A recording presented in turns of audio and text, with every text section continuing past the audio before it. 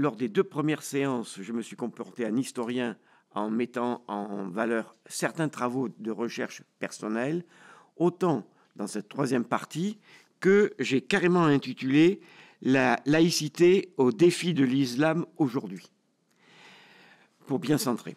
La laïcité au défi de l'islam, autant sur cette question-là, je me comporte plutôt en militant faisant des analyses, comme vous-même étiez militant et avez vos expériences. Donc, je n'ai aucune autorité particulière, sauf peut-être un petit peu de méthodologie par rapport à vous. Je pars de 3 questions. Peut-on parler d'un retour du religieux ?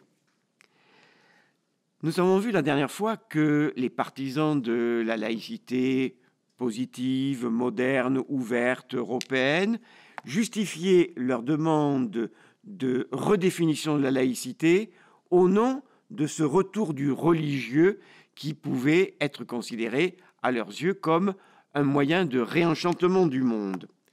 Eh bien, quand on se livre à des analyses de la société française, on se rend compte qu'elle est aujourd'hui traversée par des mouvements très contradictoires.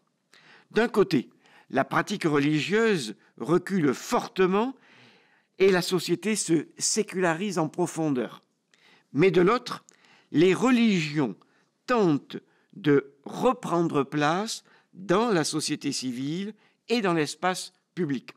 À preuve, d'après l'enquête de l'Observatoire Sociovision de novembre 2014, les Français, c'est la conclusion de l'enquête, les Français s'éloignent non seulement de la pratique religieuse, mais aussi de la croyance religieuse. 3 chiffres. Entre 1994 et 2014, donc au cours des 20 années étudiées, la proportion de personnes vivant en France se disant croyants est tombée de 59% à 46%. Et inversement, ceux se disant incroyants a grimpé de 32 à 39%.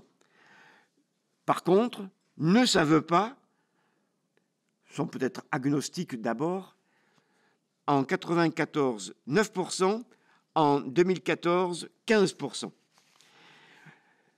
Il n'empêche que les défenseurs de la thèse du retour du religieux admettent que cette sécularisation des sociétés est forte en France, mais aussi générale en Europe, y compris dans des pays comme la Pologne et l'Irlande ou l'Espagne catholique, mais que, par contre, dans le reste du monde, eh bien, il y a poussée de tous les fondamentalismes religieux, que ce soit l'islamisme dans les pays arabo-musulmans, les évangéliques, baptistes et anabaptistes aux États-Unis comme au Brésil et en Côte d'Ivoire comme au Zaïre, sans oublier les hindouistes nationalistes et même les adeptes de la secte Moon en Corée.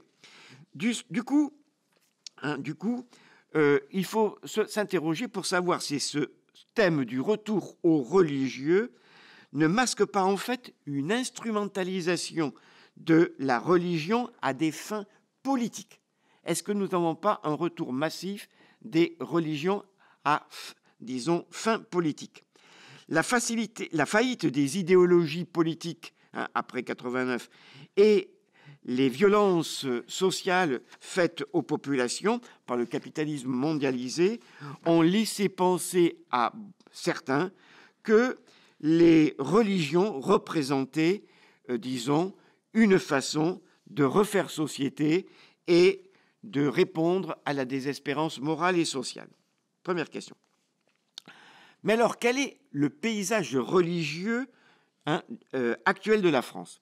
Vous savez très bien que depuis 1978, une loi interdit tout sondage portant, au nom de la liberté de conscience, sur les croyances religieuses en France.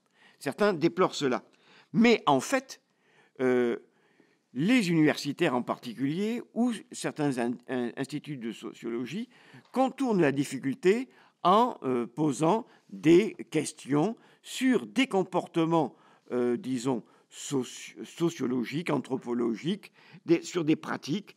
Et ainsi, on peut dire, toujours d'après Sociovision et d'autres études plus récentes, hein, en particulier l'étude faite par l'Institut Montaigne en 2016, même si elle est très discutable, on peut dire qu'en France, 46% des Français se disent encore catholiques, 5,6 à 6% se disent musulmans, 2,6 protestants, 1% se disent juifs, mais 40% se déclarent sans religion. Et chez les moins de 29 ans, c'est plus de la moitié qui se disent sans religion. Seulement, on peut s'interroger pour savoir si les progrès de l'irreligion correspondent vraiment à un progrès du rationalisme ou de l'athéisme. Elisabeth Badinter déplore qu'il n'en soit pas ainsi, parce que, disons, l'irrationalisme, je dis bien l'irrationalisme, la magie, le comportement, pour ainsi dire, irresponsable, concurrence largement l'athéisme et l'agnosticisme rationnel. En fait, deux religions sont en pleine dynamique en France. Un, l'islam, et deux, l'évangélisme. Les évangéliques sont aujourd'hui majoritaires chez les protestants. Qui plus est, les catholiques sont en train de fortement vieillir. La moyenne d'âge des catholiques est supérieure à 50 ans pour à peu près la moitié d'entre eux. Et seulement 10% pratiquent au moins une fois par mois. Par contre, la moyenne d'âge des dits musulmans est de... la moyenne d'âge des dits musulmans est de 36 ans et 40% se disent pratiquants au moins une fois par mois. Chez les moins de 25 ans, les musulmans représentent 1/10 de la population, d'où les thèses apocalyptiques du grand remplacement de population dont Éric Zemmour s'est fait, vous le savez, une spécialité. Donc, s'il y a une nouvelle visibilité, une nouvelle présence de l'islam, les remises en cause de la loi de 1905, comme nous l'avons vu la dernière fois, viennent fondamentalement et d'abord des religions catholiques et protestantes. Alors, qu'en est-il de cette nouvelle visibilité de l'islam?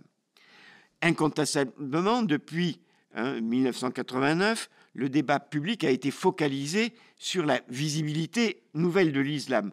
Port du voile à l'école après l'affaire de Creil en 89, disons, loi de 2004 interdisant les signes ostentatoires religieux dans les établissements publics secondaires, loi de 2010 contre le port du voile intégral dans l'espace public, prière de rue, viande halal, construction de mosquées.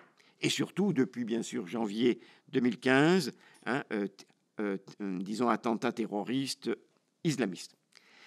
Les thèses racistes et xénophobes ont largement été développées à cette occasion et ont marqué des points dans la société française, même si les Français font mieux qu'ils ne le faisaient auparavant la distinction entre islam et islamisme. Les choses sont, disons, ambiguës.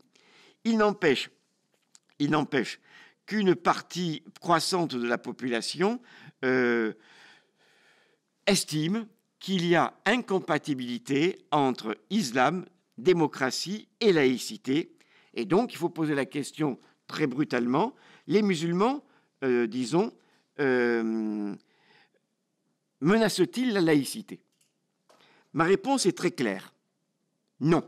Les 10 musulmans vivant en France ne mettent pas en cause la laïcité. Et je voudrais d'abord faire une petite remarque.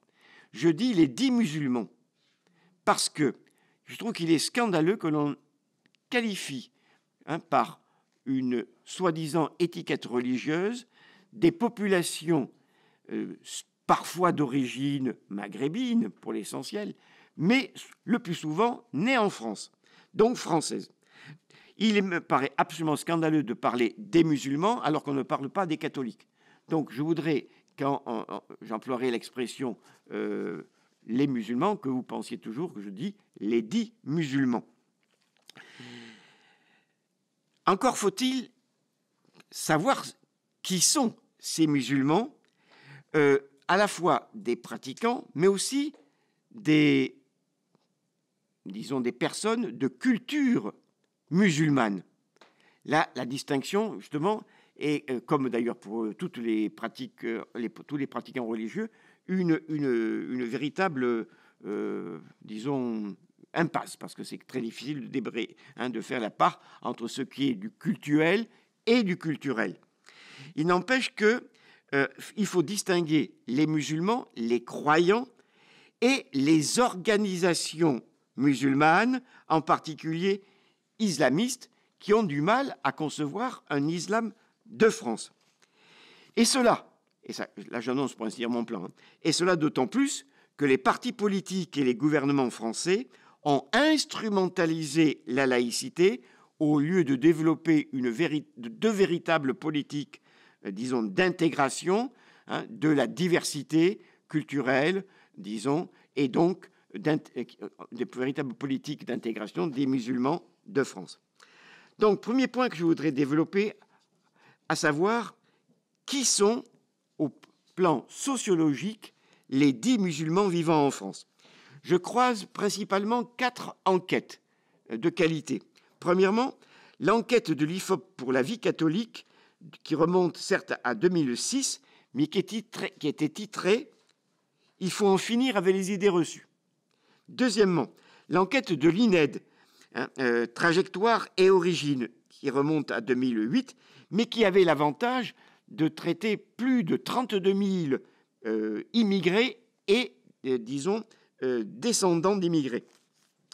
Troisièmement, l'enquête internationale, commandée par le département d'État américain au grand organe de recherche et d'opinion aux États-Unis, le Pew Research Center, sur les musulmans, attention, en Europe et pas seulement en France. C'est la seule étude comparative dont on dispose, car le département d'État américain, depuis les attentats du 11 septembre 2001, est traumatisé par l'évolution de l'islam en Europe. Et enfin, quatrièmement, l'enquête de l'IFOP réalisée à la demande de l'Institut Montaigne, qui a interrogé 15 500 résidents en France en 2016 pour détacher un groupe de 1039 personnes se disant musulmans ou de culture musulmane, enquête commentée par, un des anciens conseillers du Premier ministre Raffarin, Hakim El Karaoui. Dans ce cas, toute enquête, a une marge d'erreur d'à peu près 3%, il faut le savoir. Alors, première affirmation, pour bien déblayer les choses. Première affirmation, les 3/4 au minimum des 10 musulmans vivant en France sont français. Il y a convergence pour dire que les 4 à 5 millions de 10 musulmans vivant en France, on ne sait pas combien ils sont exactement, pour moitié sont nés en France. Pour un quart sont naturalisés et pour l'autre quart, ils sont des étrangers, parfois en cours de naturalisation. Les 3/4 sont donc des Français à part entière. En effet, si la politique d'appel à l'immigration a été stoppée en 1974 par Giscard d'Estaing à cause de la crise économique, si l'échec de la politique Stoléru d'incitation au retour a échoué, cela a rendu nécessaire la redéfinition d'une politique de regroupement familial autorisée à partir de 1978. Ceux qui ne sont pas nés en France, étrangers ou naturalisés, proviennent d'Algérie pour 38%, du Maroc pour 25%, de Tunisie pour 10%, de Turquie pour 8%, d'Afrique subsaharienne pour 10%, et pour le Moyen-Orient, 10% aussi. Donc, voyez-vous, pour la grande majorité de ces ressortissants vivant en France, eh bien, il y a, on peut dire, on peut dire que les 3/4 sont français, par choix ou par, disons, la politique de reconnaissance du sol. Il n'empêche que l'endogamie de ces populations est assez forte, puisque 72% d'entre eux ont père et mère disons, immigrés, souvent du même pays. Il n'empêche qu'on peut estimer que, on y reviendra, que les couples mixtes sont en nombre important en France, beaucoup plus qu'ailleurs, et ma conclusion sur ce point, c'est que le nombre de musulmans nés en France ne va cesser de grandir dans les années à venir. Deuxième objet d'étude, l'activité socio-professionnelle des musulmans est nettement plus populaire que le reste de la population française. 24% environ d'entre eux sont ouvriers, ils constituent 10% des ouvriers français, 22% sont des employés, 11 à 12% peuvent être classés dans les professions intermédiaires, environ 5% sont commerçants et artisans, 6% quasiment sont cadres, moyens ou supérieurs, c'est quand même notable, 4% sont retraités. Par contre, 30% sont considérés comme inactifs, non retraités, c'est-à-dire essentiellement des femmes à la maison, ce qui n'est guère plus important que pour les Françaises. Par contre, le taux de chômage de ces populations est très élevé, 14 à 15% en moyenne, et beaucoup plus, 25-30% selon pour les moins de 25 ans, selon les régions. Voilà pourquoi le sociologue Gérard Mauger nous invite et commente ainsi. Retrouvons la question sociale occultée. Le problème ethnique est un faux problème. La question de l'islam n'est pas uniquement une question religieuse ou identitaire. Elle est révélatrice d'une question socio-culturelle occultée. Alors, explication de Gérard Mauger sur pourquoi les banlieues populaires, les anciennes banlieues rouges, sont devenues des quartiers sensibles, comme on dit, ou des zones de désaffiliation. Eh bien, les responsabilités sont claires, et encore faut-il le dire. La politique de logement du gouvernement Giscard d'Estaing, prolongée ultérieurement, a visé à promouvoir l'accès à la propriété privée des familles populaires qui, dans les années 60, avaient été installées en HLM. Donc, la classe ouvrière établie et les couches moyennes ont abandonné les HLM qui ont été, disons, occupés par essentiellement des populations immigrées ou d'origine immigrée dans le cadre de la politique de regroupement familial. Par exemple, à Clichy, 76% des habitants ont un parent né à l'étranger. Là-dessus, la désindustrialisation, la paupérisation, la précarisation, le chômage, la dévalorisation du travail manuel et disons, le déclin du savoir professionnel ouvrier et l'expansion des emplois de services, tout cela a favorisé la fixation de populations d'origine immigrée ou assimilée, si bien que, il y a eu, semble-t-il, d'après Mauger, dans les années 1990-2000, fin de l'illusion professionnelle de promotion par l'école et le travail qualifié.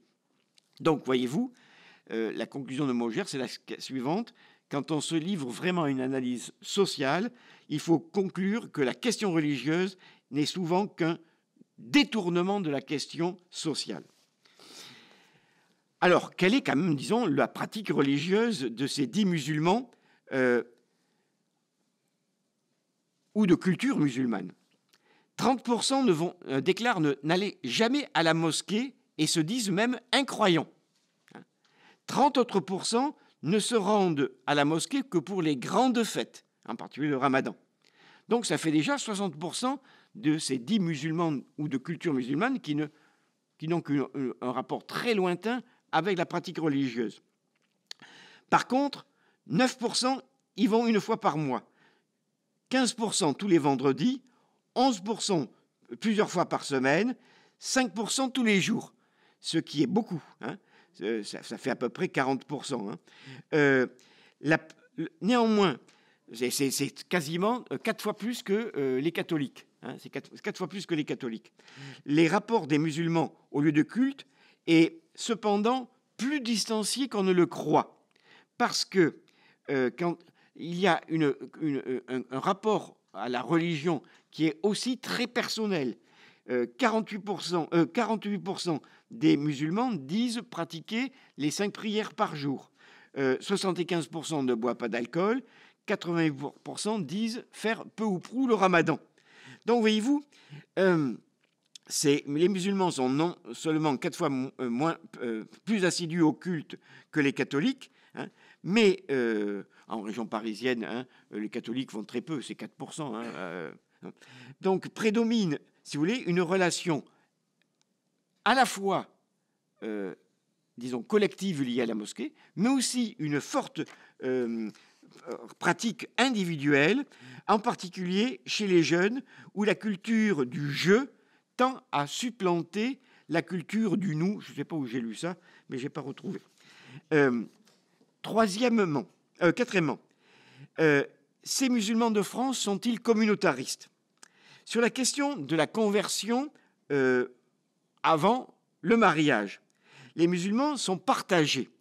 46% trouvent acceptable qu'un musulman se convertisse au christianisme en cas de mariage mixte, mais tout autant le refusent. 69% acceptent qu'une fille musulmane se marie avec un non-musulman. Ça paraît énorme.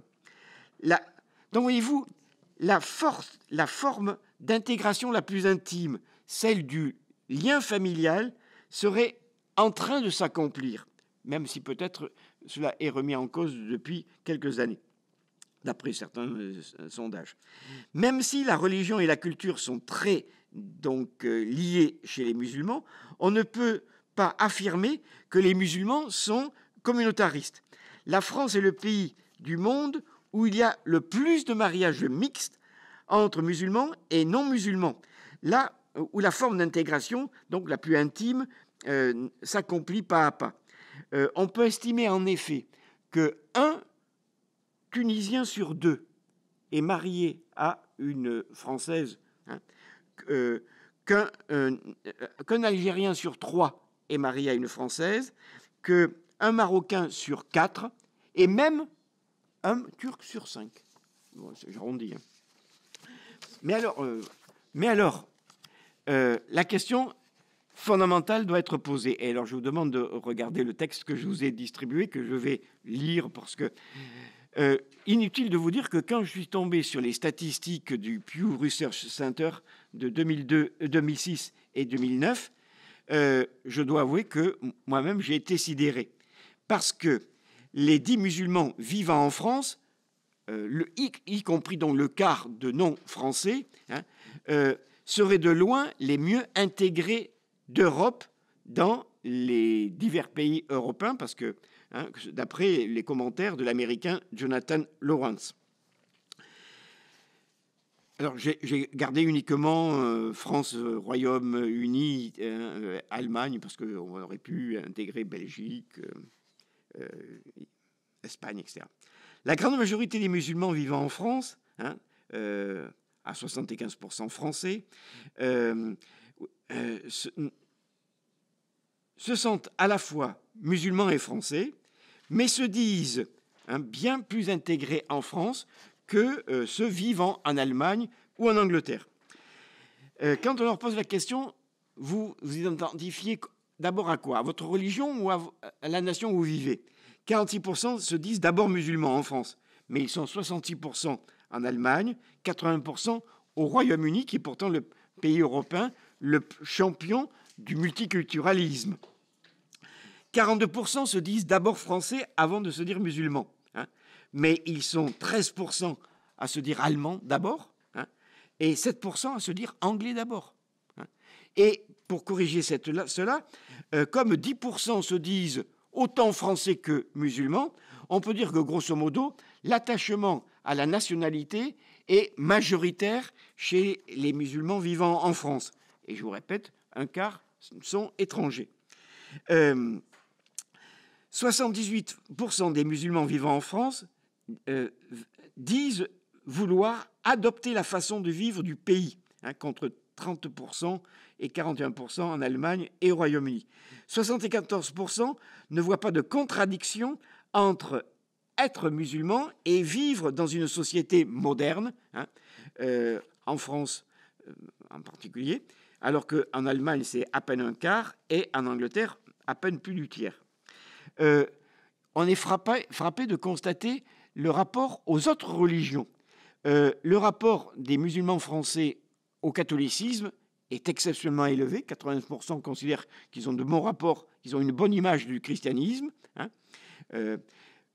Et même l'antisémitisme, hein, le soi-disant antisémitisme musulman, est de très loin le plus faible d'Europe chez les musulmans vivant en France.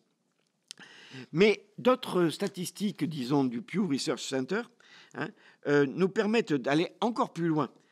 95% des musulmans vivant en France ont une opinion favorable, voire très favorable du pays. Alors bien sûr, on peut penser que, vous savez, quand vous répondez à un enquêteur qui plus américain, vous avez tendance à en remettre. Hein. Il faut bien sûr corriger certainement ce type de... Hein. 89% portent, hein, une opinion positive sur l'école publique. 89%. 68% ont une opinion favorable sur les administrations locales et en particulier sur la sécurité sociale. 55% à peine ont une opinion favorable sur la justice et à peine 48% ont une bonne opinion de la police en France. Là, on peut dire qu'effectivement, l'expérience de la discrimination, hein, policière et judiciaire, hein, est une réalité. Commentaire donc de Jonathan Lawrence. Écoutez bien, il a publié un gros livre qui a été traduit il y a une dizaine d'années, qui porte le titre « Intégrer l'islam », où il écrit « Nous voyons émerger un islam français, pour ne pas dire gallican, respectueux de la laïcité, oui, respectueux de la laïcité, et imprégné de culture politique française. » Ce qui peut paraître, disons, peut-être excessif. D'où la question que je repose maintenant, 6e question. Les musulmans sont-ils réfractaires à la laïcité? 94% des musulmans se disent favorables à l'égalité des êtres humains. Bon, vous allez me dire, pas très étonnant. Mais d'après l'enquête, non mais c'est pas dans ce que je vous ai photocopié. Mais d'après les réponses à l'enquête de la vie catholique, 91% disent être favorables à l'égalité des hommes et des femmes. Alors il y a peut-être la confusion puisque ils confondent peut-être égalité et équité. Vous savez que par exemple l'OIF et un certain nombre d'organisations musulmanes disent qu'ils sont pour l'équité mais pas pour l'égalité entre les sexes, hein, puisqu'il y a une différence de nature entre les sexes. Mais plus important, et peut-être plus précis, plus révélateur, 73% se disent hostiles à la polygamie. Hein, bon. Il faut donc faire attention, hein, quand on assimile, hein, les musulmans à des espèces de mœurs fantasmées. Hein. 92% acceptent d'être soignés par un médecin d'un autre sexe. 88% acceptent de serrer la main d'une personne d'un autre sexe. 89% écoutent de la musique, hein, laquelle musique est interdite par les salafistes, vous le savez. chose plus surprenante, d'après l'enquête, page 2, confirmée par, l'Institut Montaigne, 2016. Les 2 tiers des femmes musulmanes, et là je ne sais pas ce que vous en pensez, disent n'avoir jamais porté ou ne plus porter le voile, hein, même si 60% des musulmans estiment que les filles devraient être libres, hein, de le porter à l'école selon leur propre choix. Hein. Seuls 24% des musulmans acceptent le port du voile intégral. Alors c'est amusant de constater qu'on a à peu près presque toujours un quart des musulmans, hein, qui sont favorables à la polygamie, favorables au voile intégral, etc., etc. Vous allez voir. Or, ce quart, on n'arrive jamais à savoir si c'est le quart de ceux qui ne sont pas naturalisés, qui sont en France depuis peu de temps, hein, ou qui, disons, sont islamisés au point de même, disons, même nés en France, hein, depuis longtemps, sont devenus, disons, pour ainsi dire, hostiles au régime démocratique et laïque français. Creusons un peu plus politiquement. 73% se disent favorables à la séparation de la religion et de la politique. Là encore, voyez-vous, à peu près un quart. Hein, un quart. Mais quand on pose la question, d'après vous, est-ce que les lois d'un État islamique sont-elles au-dessus de la République et doivent être au-dessus de la République? Eh bien, est-ce que la loi divine est supérieure à la loi civile? Eh bien, il n'y a que 21% des musulmans qui répondent oui. Hein. Bon. Donc, voyez-vous, on a vraiment conscience que les musulmans de France ne seraient pas communautaristes, même s'ils sont amenés parfois à affirmer une identité musulmane. Hein. D'après d'autres recoupements, on peut penser que 5 à 6% seulement refusent complètement l'intégration, hein, refusent complètement, disons, de reconnaître légitimes les lois de la République, parce que, disons, la plupart, le grand nombre des musulmans reconnaissent même la légitimité des lois de la République, même quand ils estiment que la loi divine est supérieure à la loi humaine. Mais il n'y a que 5 à 6% qui déclarent carrément que pour eux, la loi humaine n'est pas légitime et que seule la loi, disons, religieuse compte. C'est cela qui nous permet, disons, de mesurer l'influence des salafistes. Septièmement, il y a néanmoins un regain de l'islam en France. D'après les enquêtes les plus récentes menées par le CEVIPOF de Sciences Po ou par Gilles Kepel et Vincent Tiberge, la croyance et la pratique religieuse progressent surtout chez les jeunes musulmans. En effet, la moitié des musulmans de France, hein, quasiment, a moins de 36 ans. Et autant chez les enfants d'immigrés originaires du Maghreb, la sécularisation était avancée en 1992. En 1992, 30% des musulmans de moins de 29 ans se disaient sans religion. Aujourd'hui, ils sont à peine 14%, hein, à dire être sans religion. La pratique de ces jeunes musulmans est bien supérieure à celle des musulmans de la première ou de la deuxième génération, hein, et elle est bien sûr bien supérieure à celle des jeunes catholiques. Les moins religieux de ces jeunes sont d'origine algérienne, surtout kabyle, ensuite d'origine tunisienne, et les plus religieux sont d'origine marocaine et surtout turque.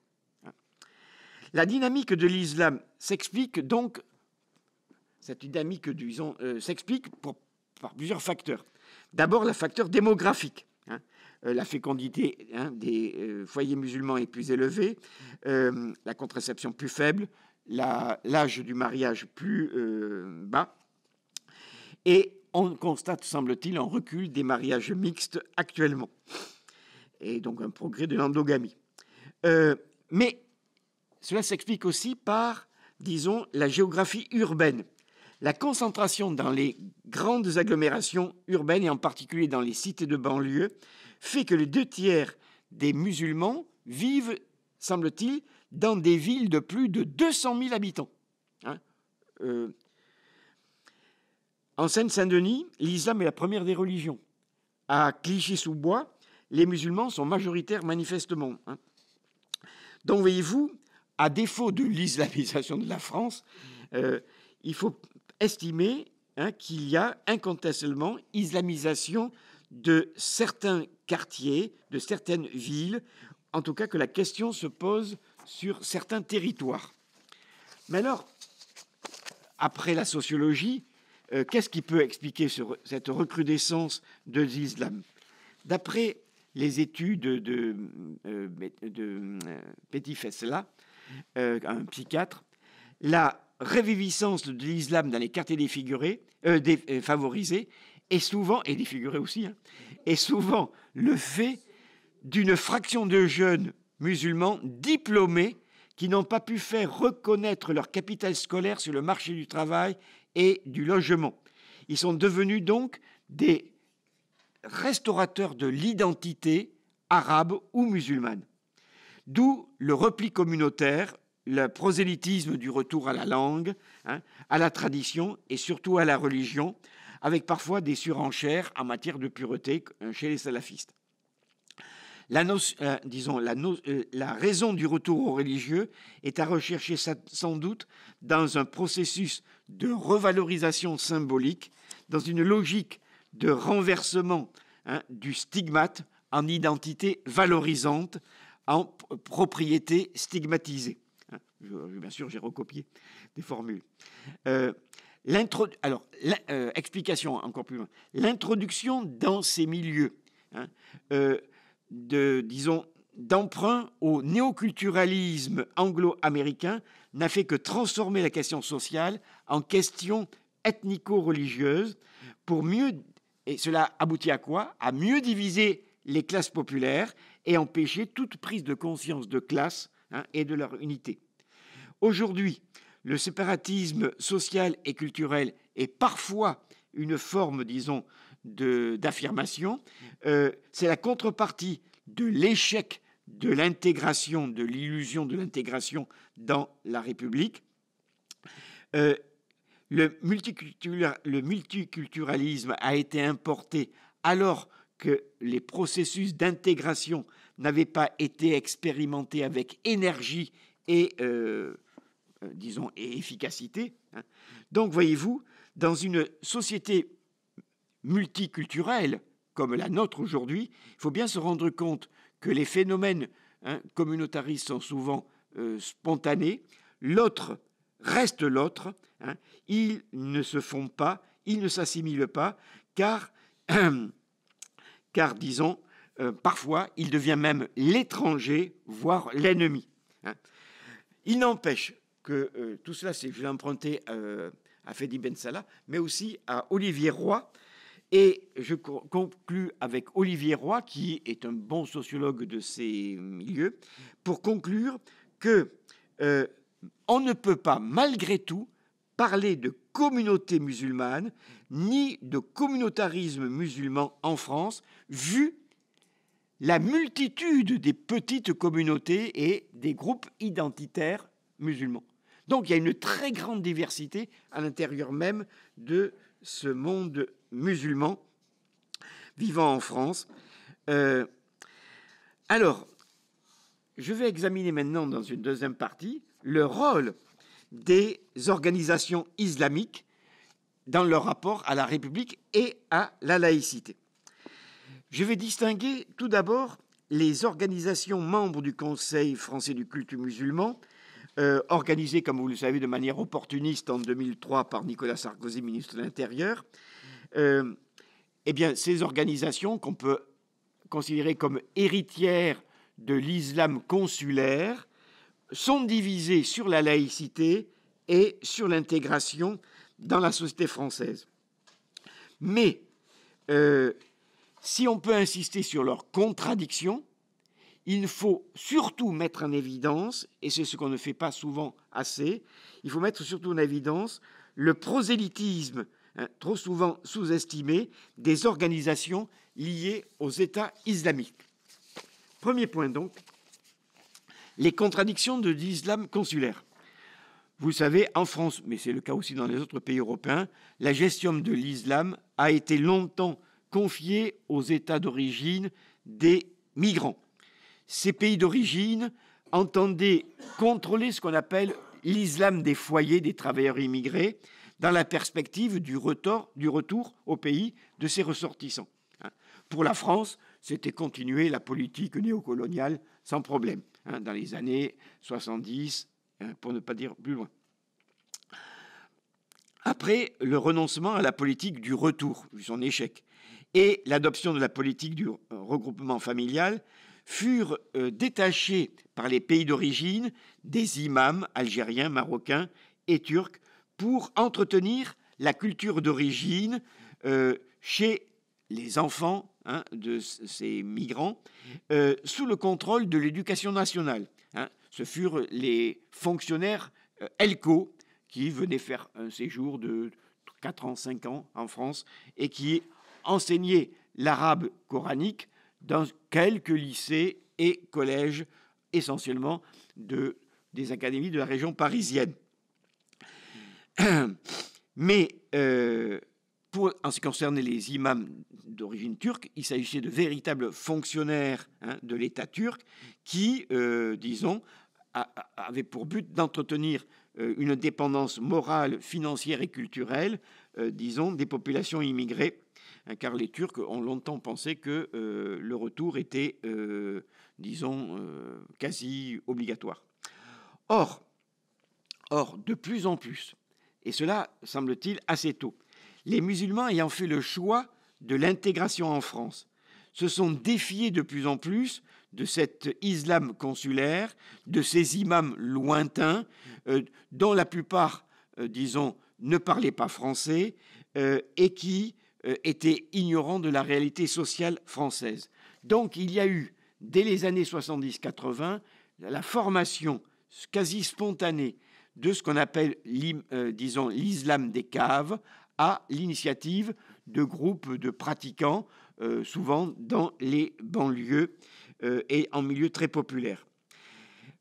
Voilà pourquoi, à partir de 1988, ministère de l'Intérieur de Charles Pasqua, puis Jean-Pierre Chevènement en 1998, l'État français a cherché à, disons, organiser l'islam de France, à l'institutionnaliser. Pasqua et Chevènement ont d'abord opté pour, disons, intégrer l'islam de France autour de la grande mosquée de Paris. Et effectivement, le premier, le cheikh Abbas, fit une double allégeance tant au gouvernement algérien qu'au gouvernement français, d'autant plus que, disons, en Algérie se déroulait la guerre civile contre le fils. Le successeur de cheikh Abbas, à savoir Dalil Boubaker, recteur de la mosquée de Paris, n'a pas non plus dérogé à cela. Il a fait des pieds et des mains pour, disons, être, alors que son organisation est minoritaire dans l'islam en 2003, pour être nommé président du futur Conseil français du culte musulman. Mais il n'empêche qu'il a toujours voué un grand respect de la République française et a plusieurs fois déclaré, pour avoir fait des conférences avec lui, je peux en témoigner, quand vous êtes invité par le MRAP, la LICRA, et qu'on parle à la même tribune, et qu'il fait des déclarations en disant que la laïcité est une chance pour l'islam qui devrait s'adapter à la modernité, quand il rappelle son attachement à la loi de 1905, eh bien, on peut, qu'il considère comme un socle de la République, on peut dire qu'il y a un engagement, je dirais, lié à la fois au lien avec la République française, à l'État français, même s'il il explique bien comment il a toujours refusé le système de l'indigénat religieux, mais il n'empêche qu'il y a l'expérience aussi précoce de la lutte contre l'islamisme en Algérie qui l'a marqué. Alors, quelle est actuellement la puissance de rayonnement de la Grande Mosquée de Paris? Environ 150 imams, surtout implantés, semble-t-il, dans les grandes villes.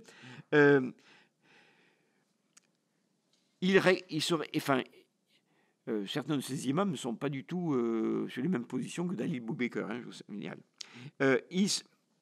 Il contrôle, semble-t-il, environ 250 mosquées, à peine un dixième, mais il se réclame d'une représentativité de 1,5 million de musulmans. C'est comme ça qu'ils arrivent, qu'ils ont réussi à rester à la tête du Conseil français du culte musulman jusqu'en 2008, alors qu'ils avaient obtenu à peine, si je ne me trompe, 25-26% des voix lors des votes. Puisque c'était là. Alors, la deuxième institution, le Rassemblement des Marocains de France, qui a pris en 2003 le titre de Fédération nationale des Marocains de France, et carrément sous la direction de Mohamed Moussaoui, est beaucoup plus dynamique, d'autant plus qu'il a un beaucoup plus important soutien financier de la Fondation Hassan II et aujourd'hui Mohamed VI. Dès 2004, ils demandèrent, à l'occasion du débat sur la loi de 1905, la révision, voire le toilettage, formule employée et reprise du vocabulaire des protestants, de la loi de 1905. Mais surtout, ce qui caractérise ce rassemblement, ou cette fédération des Marocains de France, c'est qu'ils ont demandé, après négociation avec l'État français, la reconnaissance de l'application du droit coranique pour les Marocains et Marocaines nés au Maroc mais vivant en France. Et l'État français a accepté. Bon. La Turquie est un cas particulier. La Turquie est toujours le pays le plus actif pour rassembler les 600 000 fidèles turcs sous la direction du Diyanet turc et le contrôle, disons, des consulats, avec environ 150 imams fonctionnaires de l'État turc. Vous avez un schéma, je ne sais pas s'il est très lisible, page 3. En fait, il y a une coordination entre le Diyanat, qui est le ministère des religieux en Turquie, les consulats, l'ambassade et les mosquées, 150, disons, fonctionnaires, des ressources très importantes gérées par la fondation d'Étibes installée à Strasbourg. La gestion centralisée et autoritaire a d'abord été respectueuse d'une certaine laïcité française, puisqu'il y avait une laïcité turque qui était considérée comme semblable, mais avec l'arrivée de Erdogan au pouvoir, depuis les débuts des années 2000, en fait, ces fonctionnaires imams sont devenus des prosélytes d'un islam proche des frères musulmans. Et voilà pourquoi, lors des dernières élections au Conseil français du culte musulman, c'est un Turc qui a été élu président. En quoi est-ce que, c'est le deuxième point, les États islamiques, les frères musulmans et l'UOIF, disons, tranchent par rapport à l'islam consulaire? L'islam consulaire a été très vite débordé par le prosélytisme de l'Arabie saoudite, véritable superpuissance religieuse, et aussi par le Qatar, véritable superpuissance catholique, sinon financière. L'Arabie saoudite, vous le savez, a eu très tôt des projets internationaux. Elle a fondé dès 1962 la Ligue islamique mondiale dans le but de rassembler sous sa coupe tous les musulmans sunnites, disons, et cela en créant des universités à Médine ou à Riyad afin de concurrencer les vieilles mosquées historiques, Al-Azhar au Caire, celle de Kérouan ou de Damas, afin de mieux diffuser le wahhabisme contre le sunnisme traditionnel. Elle développe, l'Arabie saoudite, une stratégie d'adaptation de l'islam en Europe, et en particulier, elle a installé à Londres le Conseil islamique européen, et puis, disons, elle contrôle effectivement le pèlerinage à la Mecque que fréquentent environ 25 000 Français chaque année. Le Qatar a joué un rôle peut-être moins financier, mais plutôt médiatique, et surtout de soutien aux frères musulmans de la mouvance de Tariq Ramadan, et cela en mettant sur pied la chaîne Al Jazeera, dont l'émission La Charia et la vie est particulièrement suivie, paraît-il. Le Qatar a joué un rôle plus décisif encore que l'Arabie saoudite dans le soutien, disons, à l'UOIF, l'Union des organisations islamiques de France, grâce à la complicité de Nicolas Sarkozy, ministre de l'Intérieur, qui s'est rendu en 2003 pour la première fois aux rencontres islamiques du Bourget, qui ont un succès, disons, croissant depuis. L'OIF a été fondé en 1989 par des étudiants tunisiens exilés à Paris, liés au mouvement islamique tunisien, le MIT, l'ancêtre de Ennahda. L'UOIF a été réorganisé et institutionnalisé en 2003. Il est incontestablement rattaché aux Frères musulmans, fondé bien sûr par Al-Banna, le grand-père de Tariq Ramadan, les frères furent expulsés, bien sûr, d'Égypte en 1954 par Nasser, puis ils furent expulsés d'Arabie saoudite vers les pays du Golfe, et ils peuvent ainsi opérer un essaimage en Europe, en particulier grâce à leur position, je dirais, à la différence des Wahhabites, leur position d'adaptation à la modernité.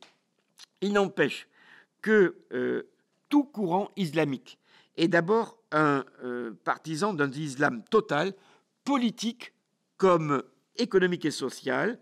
Donc, quelles que soient les variantes et les nuances entre islamisme, il y a, si vous voulez, l'idée que il y a fusion entre le politique, le religieux et le social, qu'il faut lutter pour une société islamique fondée sur la charia, y compris dans les communautés vivant à l'étranger en terre non musulmane.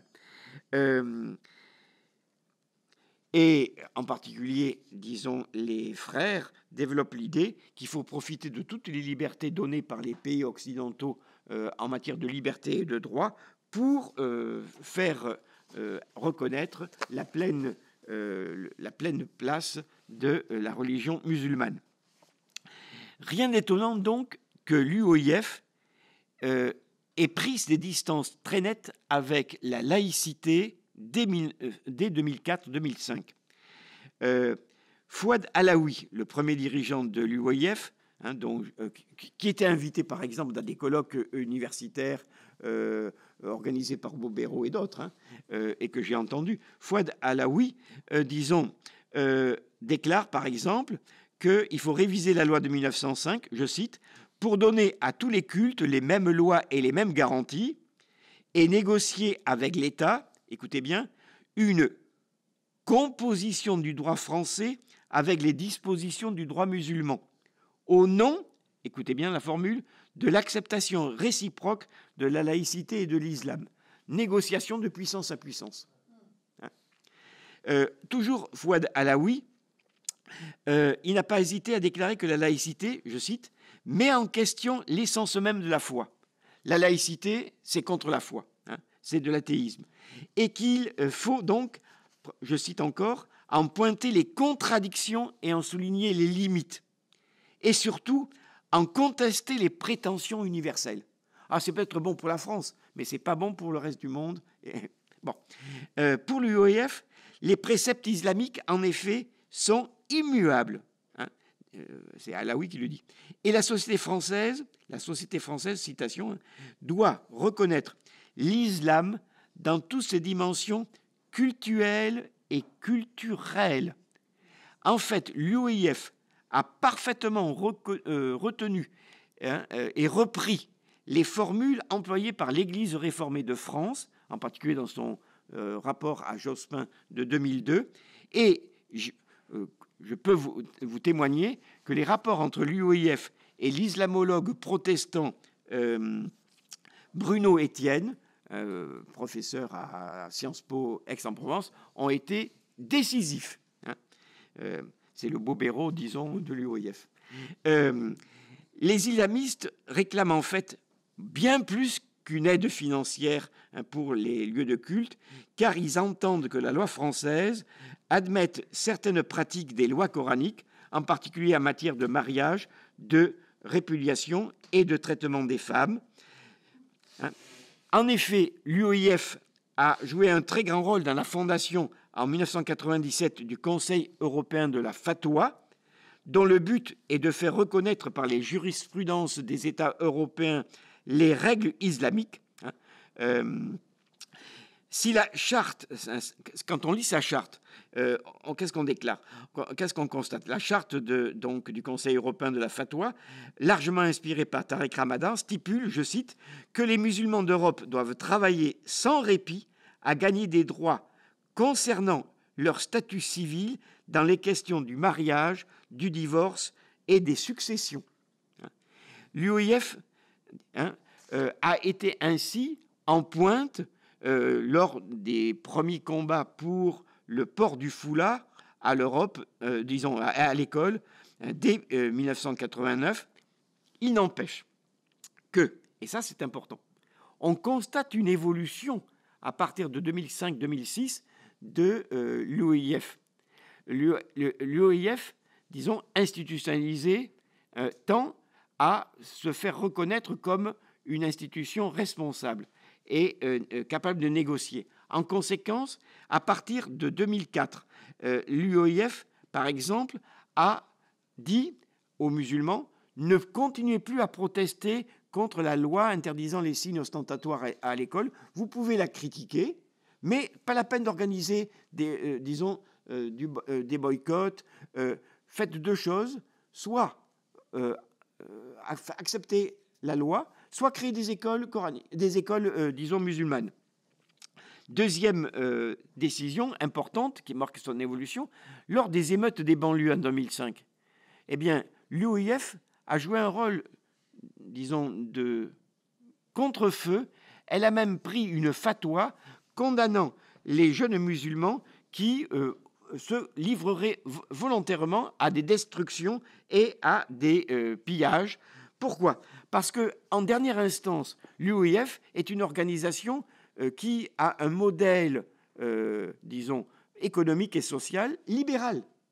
Protection de la propriété, et surtout être reconnu comme respectable. Être reconnu comme respectable. Alors, ça a des conséquences importantes sur l'UOIF. Vu ses moyens financiers, elle a cherché plus à, disons, elle a plus cherché à être institutionnalisée comme puissance que à provoquer l'intégration des musulmans dans la société française. Ainsi, elle a cherché à quadriller le territoire français, avec environ 300 mosquées peut-être, organisées en 8 provinces. Elle contrôle environ, disons, d'autres associations, et ça, la conséquence, c'est que son discours est très fluctuant. Parmi les imams proches de l'UOIF, vous avez aussi bien l'imam de Bordeaux, Tarek Brou, qui se veut libéral mais concordataire, et de l'autre côté, Amar Lasfar à Saint-Denis, qui est particulièrement hostile à la laïcité. Donc, voyez-vous, à Lille, oui, à Lille, excusez-moi, j'ai fait le commentaire. Pour assurer l'hégémonie religieuse, l'UOIF n'a pas hésité à créer l'Institut européen des sciences humaines, établi près de Nevers, avec une antenne à Saint-Denis, pour former des imams français, mais aussi belges et suisses. Elle a cherché à créer des liens étroits avec certaines universités françaises, en particulier celle de Saint-Denis. Son cœur de cible est en effet la nouvelle classe moyenne musulmane, cadres, enseignants, étudiants. Elle est à l'origine de la création du collectif contre l'islamophobie en France et elle n'hésite pas à rechercher des échanges avec le MRAP, la Ligue des droits de l'homme, SOS Racisme et les églises chrétiennes. Quand vous allez sur le site de l'UEIF, j'y suis allé, je crois, juin 2016, voici ce que j'ai lu concernant ses objectifs. Elle se déclare favorable à un modèle, je cite longuement, à un modèle d'intégration où l'appartenance à la société française ne s'oppose pas, excusez-moi, à la fidélité à la religion musulmane qui ne doit pas être refoulée dans l'espace privé. Voyez-vous, la distinction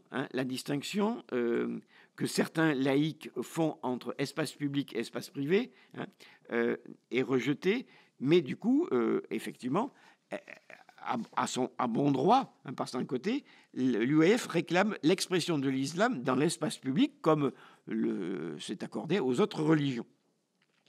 Elle reconnaît, je cite, la nécessité de la mise en place d'un islam de France authentique. Oui, mais attendez, la suite. Fidèle à ses sources. Quelles sources? Respectueuse du cadre républicain, d'accord. Par un rapprochement avec la société civile, les pouvoirs publics et les autorités religieuses. Donc, voyez-vous, au nom de la modernité, même si il y a fidélité aux sources de l'islam, il y a recherche de la reconnaissance et de l'intégration politique, car c'est un islam politique qu'il s'agit. Il n'empêche que, disons, elle a boycotté un certain temps le Conseil français de culture musulman, qui est de moins en moins représentatif à ses yeux, mais l'UEIF, en dépit de son rayonnement, connaît un affaiblissement en milieu populaire. Aujourd'hui, semble-t-il, 15% seulement des musulmans se disent proches d'elle. C'est, semble-t-il, un échec, d'autant plus que les 2/3 de ces financements viennent toujours des pays du Golfe et, en dépit de sa cible sur les milieux, pour ainsi dire, développés socialement, eh bien, il n'y a guère qu'un tiers à peu près de ces ressources qui viennent de France. Alors, l'islam salafiste, troisième point. Eh bien, par un côté, l'islam salafiste a été revitalisé par le rejet des autres formes d'islam institutionnalisé. Il constitue une idéologie conquérante, mais, il faut bien le dire, très éclatée. Le salafisme, c'est d'abord, bien sûr, vous le savez, un fondamentalisme contemporain prônant le retour aux sources mêmes de l'islam. Les salafistes veulent agir comme des purs. Ils veulent que la communauté musulmane en revienne, pour ainsi dire, aux pratiques du temps du prophète Mahomet, le modèle absolu. Le salafisme se veut un retour à l'espérance de l'âge d'or, du paradis perdu, et cela d'autant plus qu'il y a rejet des sociétés dans lesquelles se développe le salafisme. Par certains côtés, plus le présent est insupportable et difficile, plus il faut rompre avec cette modernité ou cette république et cette société, et donc revenir aux sources de l'islam. Les salafistes refusent toute innovation, toute adaptation, y compris celle des autres doctrines musulmanes. Ils se réfèrent à une orthopraxie. Ils pensent que seul le respect, des rites très normatifs assurera le salut aux fidèles. Ils sont les champions de la visibilité par les vêtements, les champions du port du camis et du niqab, les champions des rites ostentatoires et des prières de rue. Ils sont les gardiens de la morale, contre l'alcool, la drogue et la musique. Bien. Et ils sont en rupture non seulement avec la modernité occidentale, mais aussi avec aussi bien l'islam chiite que l'islam sunnite, traditionnel. Donc, voyez-vous, ce prosélytisme s'est manifestement développé dans des milieux, pour ainsi dire, défavorisés ou des jeunes révoltés. Alors, bien sûr, je mets à part le salafisme quiétiste, qui est proche des soufis et qui estime que la façon de faire rupture, c'est de faire rupture, pour ainsi dire, dans une petite communauté familiale ou dans un petit groupe où on vit en marge de la société dans laquelle on est condamné à vivre. Mais d'autres estiment qu'il faut retourner dans les pays musulmans et d'où la possibilité pour certains de greffer directement le djihadisme sur le salafisme. Ce qui est frappant, c'est que le salafisme est un mouvement ultra-conservateur en matière de mœurs ou de croyances, et pourtant ultra-moderne en matière de technique de prosélytisme, parce que c'est un prosélytisme essentiellement par Internet, par les réseaux sociaux, par les cassettes vidéo, par les liens directs avec un certain nombre d'imams, aussi bien en Arabie Saoudite qu'au Yémen ou ailleurs. Il s'inscrit dans le cadre d'un rejet de la mondialisation. Bon, je passe parce que vous en savez plus que moi sur ces questions-là. Je vous dirai simplement que je vous ai fait photocopier un schéma, je ne sais pas ce qu'il vaut, un schéma concernant les quatre types, pour ainsi dire, d'islamisme, car j'en ai assez dit, je pense. Je pense qu'il faut faire une différence entre l'islam fondamentaliste des frères musulmans et l'islam salafiste. Tous les deux sont disons, fondamentalistes, mais ils ont une divergence absolue par rapport à la modernité et par rapport aussi aux moyens dans le rapport à l'État. Voilà. Alors, dernière question. Je ne sais pas combien j'ai parlé. J'ai parlé plus d'1 heure déjà. Ouais. Comment 1h10 déjà. Je voudrais terminer par cette question. Comment est-ce que les partis politiques, aujourd'hui, en France, ont instrumentalisé la laïcité et comment ils ont permis, par certains côtés, finalement, le développement d'une politique d'intégration qui n'est pas satisfaisante. On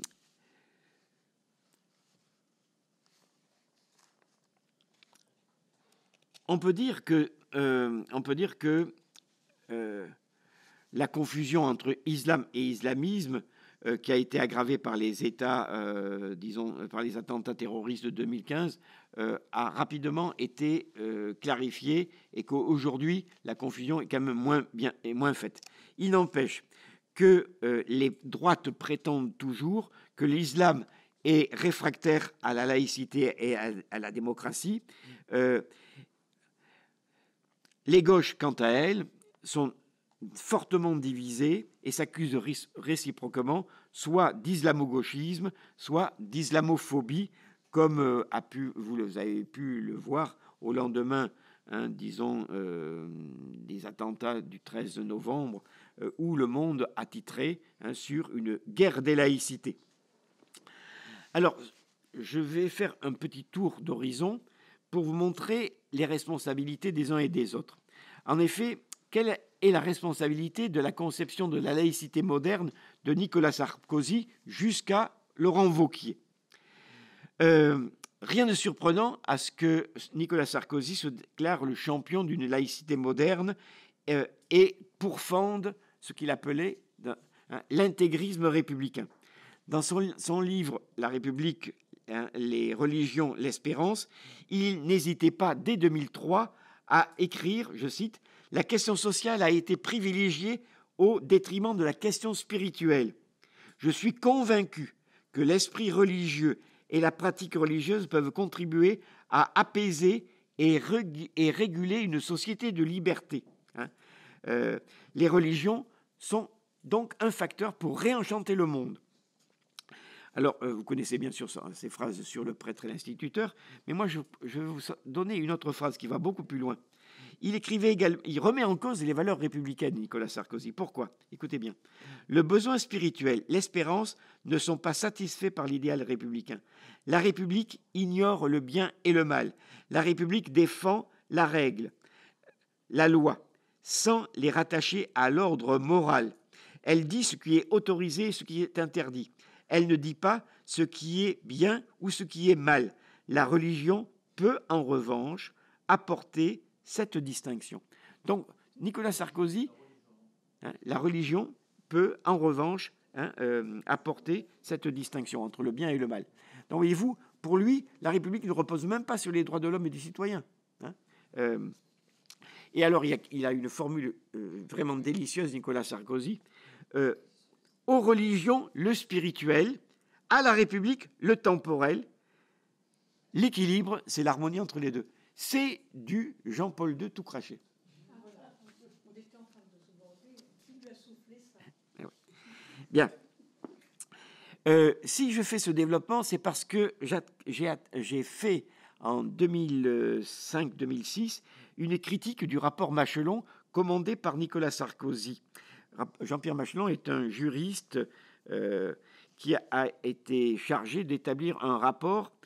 Dans sa lettre de mission, Nicolas Sarkozy écrivait « Afin de prendre en compte les attentes des grandes religions de France, en particulier des religions en souffrance, les musulmans et les évangéliques, afin de favoriser l'intégration de ces populations. » Recours donc à des modifications de la loi de 1905 pour intégrer par le biais de la religion ces populations. Et alors, il y a mieux encore, pour deux raisons, double but. Premièrement, par sollicitude à l'égard de ces groupes sociaux, souvent en relégation sociale. Bon, la religion à la place de la question sociale. Et aussi,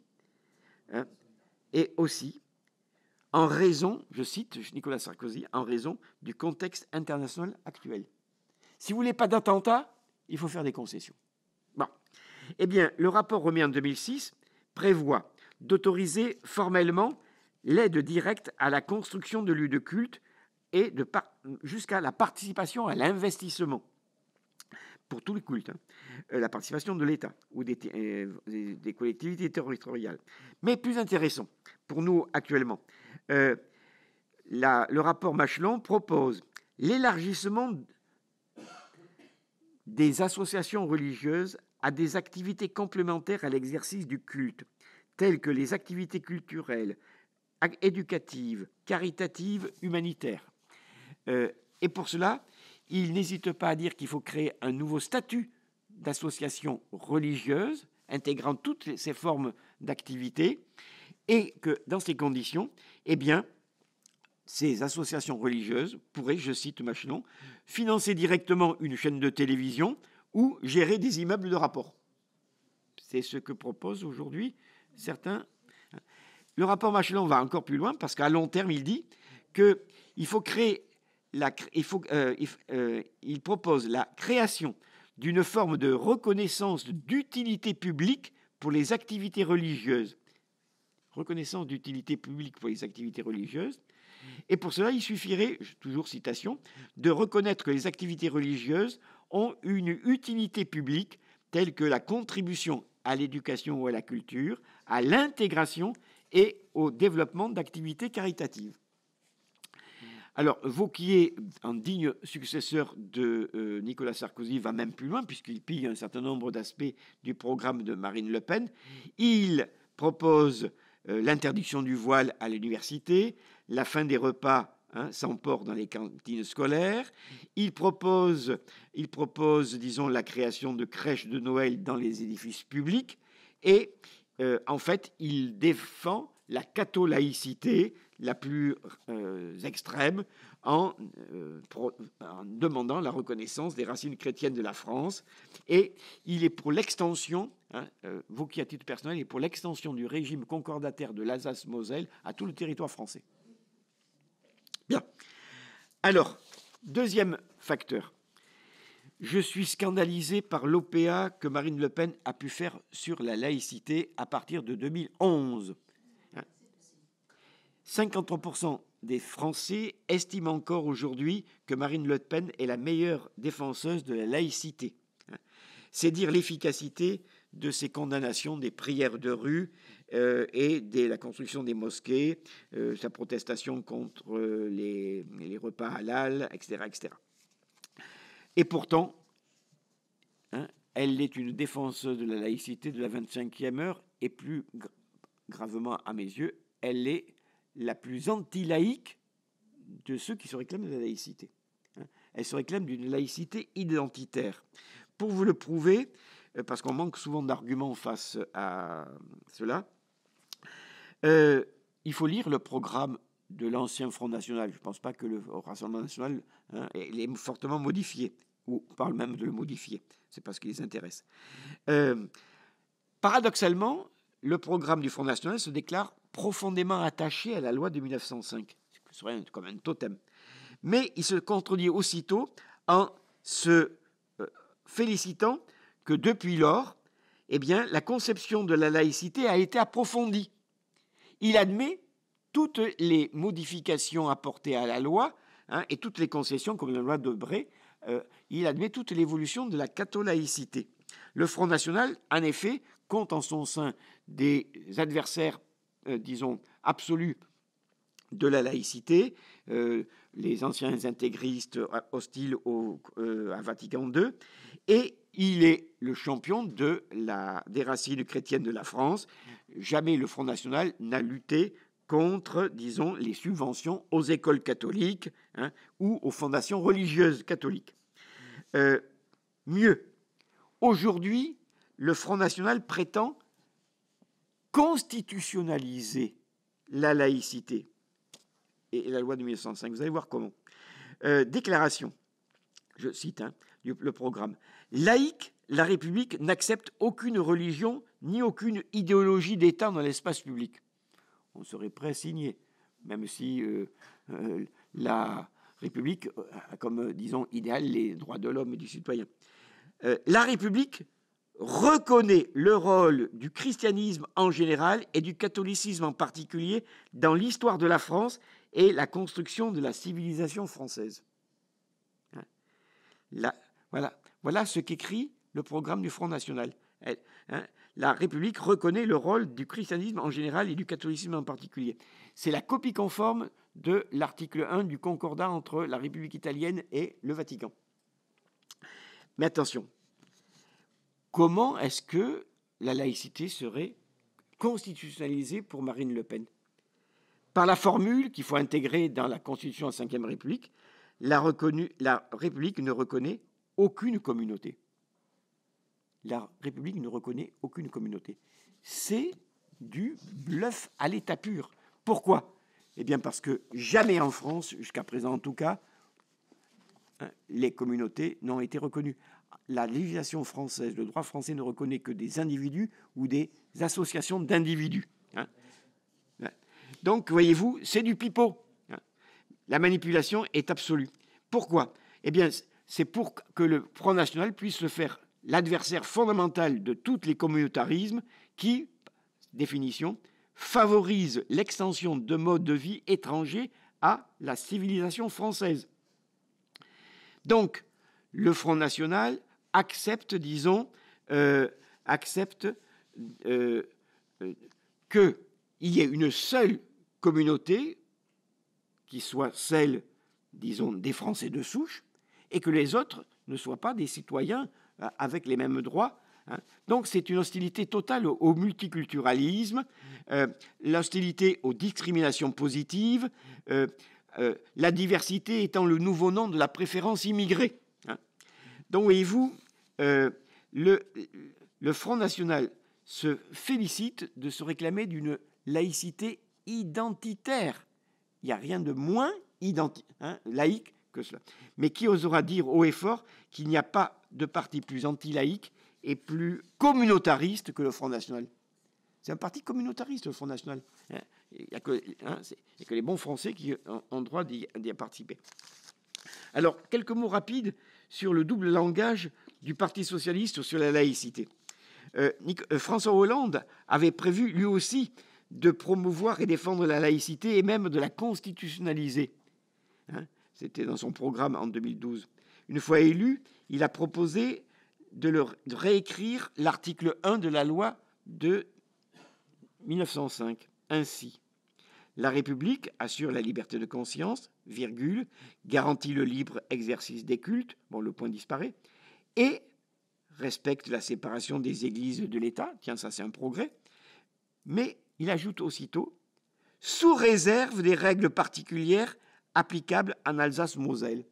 Donc, dans l'article 1, version François Hollande, il y aurait le concordat de 1801 et la loi de séparation avec le concordat. Tout est son contraire. Bon, je passe sur d'autres bourdes de François Hollande, qui n'a pas hésité, par exemple, le 1er mars 2016, à déclarer que la République reconnaît tous les cultes. C'est l'exact opposé de l'article 2. Oui, bon.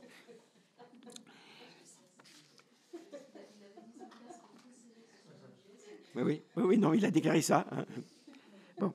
Depuis 1989, le gouvernement Rocard a invité les municipalités socialistes à, disons, faire la confusion entre le culturel et le cultuel. Ça a commencé bien sûr avec Jacques Lang, avec la cathédrale d'Évry, mais ça s'est poursuivi à Créteil et, disons, et à Paris. Delanoë a réussi ainsi à financer partiellement l'Institut des cultures de l'islam de France. À Montpellier, Fraîche a tout simplement fait construire un centre culturel au quartier de la Paillade, qu'il a ensuite loué à la Fédération nationale des Marocains de France, qui l'ont transformé en mosquée. Voilà. Mais il y a plus spectaculaire encore. C'est Manuel Valls. Manuel Valls a été chef de gouvernement et champion de la laïcité, d'une laïcité extrêmement, disons, rigoriste, puisqu'il a lancé l'idée d'un printemps laïque. Mais en même temps, son ministre de l'Intérieur, Bernard Cazeneuve, écoutez bien, adopté et présenté en juin 2016 les conclusions du groupe de travail Cohésion républicaine du Parti socialiste, adoptées par le Parti socialiste, Cambadélis, le 30 janvier 2015, 3 semaines après l'attentat contre Charlie Hebdo. Alors, je ne vais pas entrer dans le détail, mais je vais énumérer les 4 principales propositions disons, du ministre de l'Intérieur, Bernard Cazeneuve.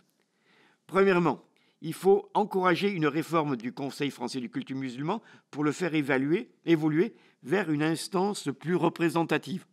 Bon, comme si c'était à l'État de s'intéresser à la représentativité du Conseil français.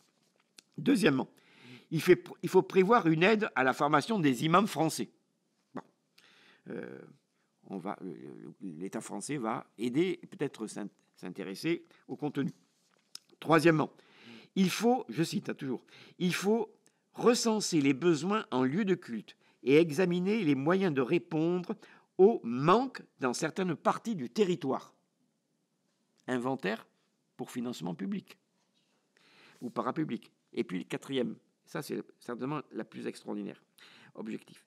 Il faut développer les établissements scolaires privés sous contrat. Point. L'enseignement privé confessionnel musulman doit pouvoir se développer dans le respect des principes républicains. Les socialistes donc français ont non seulement renoncé au dualisme scolaire puisqu'ils ont accepté la loi de Bray, mais maintenant ils sont pour le pluralisme scolaire. Ils sont pour le pluralisme scolaire. Et pourtant, Manuel Valls déclarait en même temps qu'il fallait faire grandir l'islam et fonder, en septembre 2016, la Fondation de l'Islam de France, sous la houlette de Jean-Pierre Chevènement, afin de créer un islam républicain. Bon. Oui. Voyez-vous, le Parti socialiste a sombré dans le multiculturalisme et, par un côté aussi, a des relents tout à fait contradictoires de gallicanisme.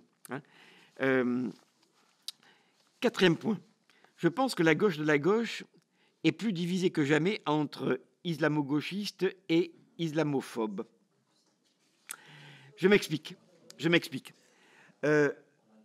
Les communistes n'ont jamais été très clairs depuis Robert Hue et Marie-Georges Buffet, entre parenthèses, qui s'est prononcé pour le port du voile à l'école lors de son rapport, de son présentation devant le rapport Stasi en 2003, et qui a laissé ensuite les députés communistes en 2004 comme en 2010 libres de voter pour ou de refuser la loi. En effet, Marie-Georges Buffet, comme le député, bon, peu importe, sont d'anciens militants chrétiens, jossistes, très marqués par, disons, les idées de Jean Bobéro, et a promu une laïcité, je dirais, relativement de rapprochement avec un certain nombre de forces dans le 93, y compris l'UOIF dans certaines villes. Il n'empêche que dans le Parti communiste, il y a eu toujours un mouvement de résistance, en particulier à l'humanité, sur des positions laïques. Ainsi, en 2004-2005, j'ai pu fréquemment intervenir, disons, dans l'humanité, en conflit d'ailleurs avec la commission religion et laïcité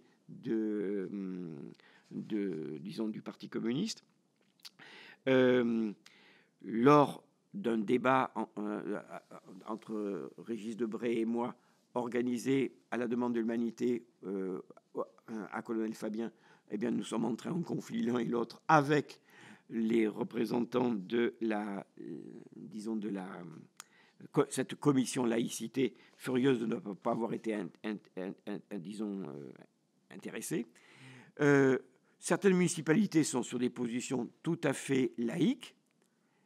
Et puis, je peux vous le confier, depuis à peu près un an, alors que je ne suis plus communiste depuis 1996, on m'a demandé de me charger de la formation de la laïcité des futurs cadres communistes. Bon, il y a de la reprise en main manifestement, mais bon, il faut encore. Enfin, j'ai fait quelques interventions, quelques séances de formation, mais c'est pas encore acquis. Au niveau du parti de gauche, très grand flottement.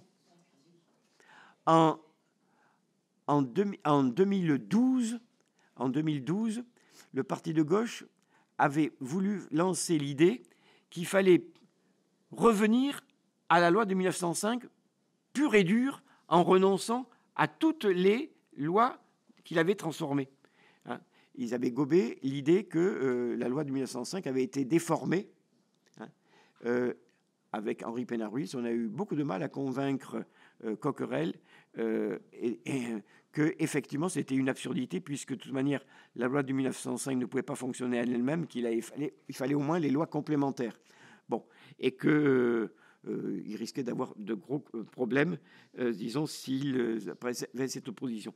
Il n'empêche que plus récemment, vous le savez certainement, la France insoumise a eu quelques difficultés avec certains groupes, disons, voulant faire une critique publique de l'islamisme.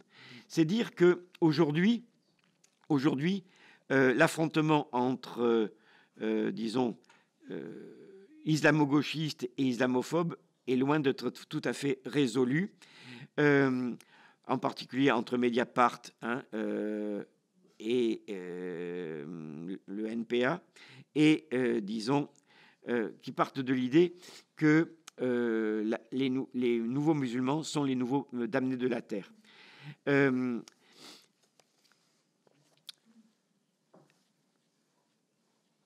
Le collectif contre l'islamophobie en France rattaché à l'UOIF, se veut un mouvement d'autodéfense intellectuelle contre le racisme d'État. Et là, effectivement, cette idée de racisme d'État est à prendre en compte parce que c'est une grande nouveauté. Hein. Les discriminations ne seraient plus, disons, le fait d'individus, mais seraient systémiques, et ce seraient les services publics, en particulier depuis la loi de 2004, l'éducation nationale, interdisant les signes religieux à l'école, et celle de 2010, qui serait symbole de ce racisme d'État. Et la France serait, je cite encore une fois une déclaration de Mohamed Marwam, la France serait un pays islamophobe porté à une idéologie républicaine laïciste. Mais le plus grave et le plus confusionniste disons, à la gauche, c'est le mouvement des indigènes de la République, devenu le parti du pire, hein, fondé par Youssouf Boussouna, qui entend, disons, représenter tous les descendants d'esclaves et tous les racisés, afin de rompre avec le mythe républicain. Pour qualifier ce mouvement, je n'ai jamais trouvé une formule plus forte que celle, disons, prononcée par Ouria Bouledja, sa vice-présidente et porte-parole, à Londres le 25 janvier 2015, 10 jours après, 15 jours après l'attentat contre Charlie Hebdo. Écoutez bien. Nous ne reconnaissons pas la distinction entre le profane et le sacré, la sphère publique et la sphère privée, la foi et la raison, les Lumières, le cartésianisme historiquement et géographiquement situé en Europe de l'Ouest. C'est une spécificité qui s'est déclarée universelle par la force des armes. Donc voyez-vous, en fait, ce mouvement, en tout cas chez Ouria Bouledja, représente une rupture totale avec la laïcité, mais plus que cela, une rupture totale avec les principes des droits de l'homme et même tout simplement avec la raison. Hein. C'est donc un retour en fait à un fondamentalisme religieux. Hein. Ça, c'est très grave. Et on comprend que le dernier ouvrage de Charme a été pour condamner les champions de l'islamophobie. Donc, voyez-vous, voilà pourquoi, et c'est dans ce contexte que je resitue la publication en décembre 2017 dans l'Humanité d'un manifeste signé par un certain nombre de personnalités et de mouvements laïques, dont peut-être vous faites partie, qui demandait une lutte opiniâtre et constante contre, je cite, la menace des communautarismes et des forces politico-religieuses qui cherchent à diviser le pays. Le combat laïque et le combat social doivent former un seul et même bloc. La laïcité doit être, disons, unanimement sociale, démocratique, anti-raciste, féministe et écologique. Et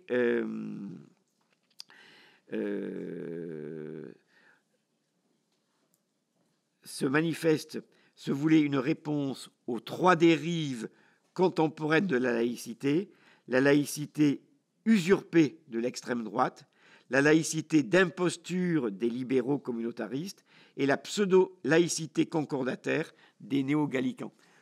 C'est bien sûr le mouvement laïcité, combat laïque, combat social qui est à l'origine de ce manifeste dont je me réclame aussi.